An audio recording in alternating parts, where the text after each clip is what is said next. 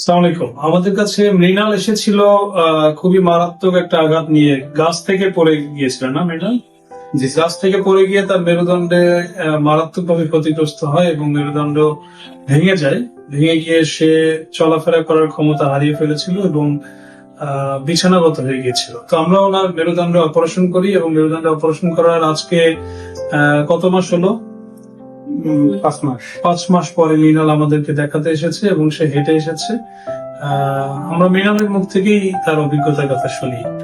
মৃণাল, আমি মৃণাল, বাড়ি আমার মঠবাড়িয়া, থানা পিরোজপুর জেলা।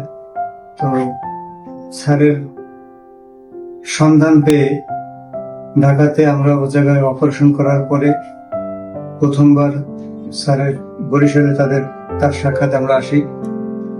স্যারের যে অপারেশন করছিল সেই অপারেশন থেকে আমি অনেকটা রিকভারি করে আপনাদের দোয়ায় আমি এখন ভালো আছি।